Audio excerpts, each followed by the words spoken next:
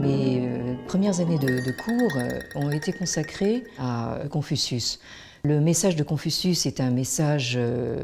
humaniste, on pourrait dire, même si ce n'est pas au sens de l'humanisme européen, de la Renaissance, mais c'est un message qui recherche véritablement la façon de fonder le vivre ensemble et donc de rendre possible une vie humaine sur Terre, on pourrait dire dans la durée. Et ce propos sur Confucius m'a amené à vouloir décentrer véritablement la Chine, qui est actuellement dans le discours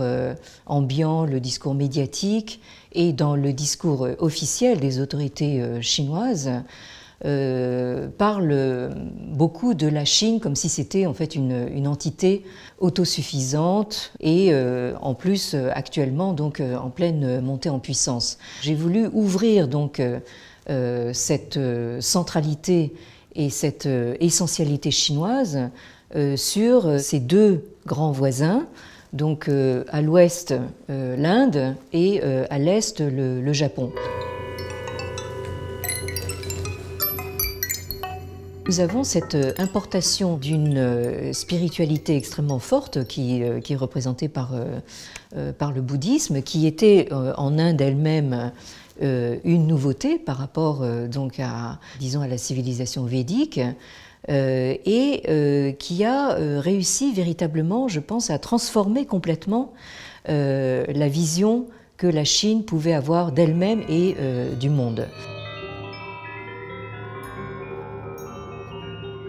Le bouddhisme a obligé donc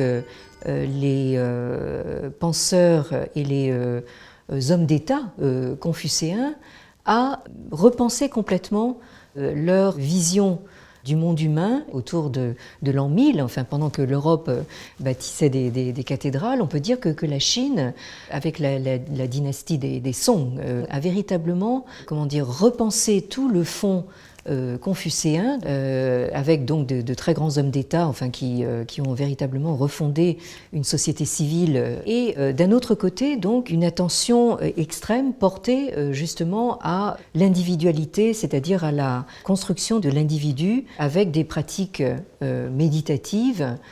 spirituelles, empruntées directement au bouddhisme.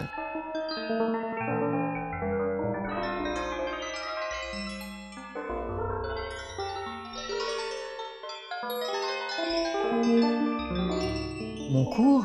fera donc un rappel justement de ces circulations bouddhiques entre l'Inde et la Chine, mais en même temps une retraduction justement de ces circulations avec des enjeux tout à fait modernes, c'est-à-dire savoir comment ces grandes civilisations de l'Asie peuvent se repenser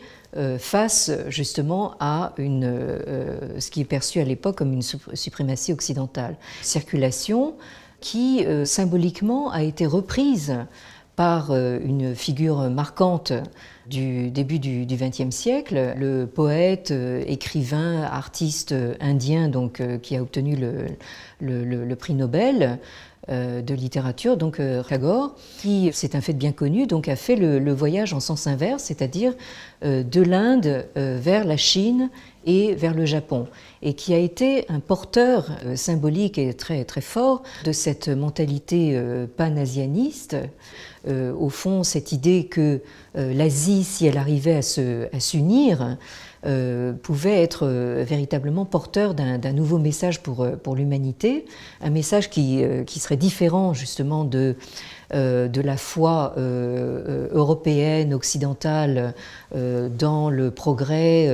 indéfini, sans limite.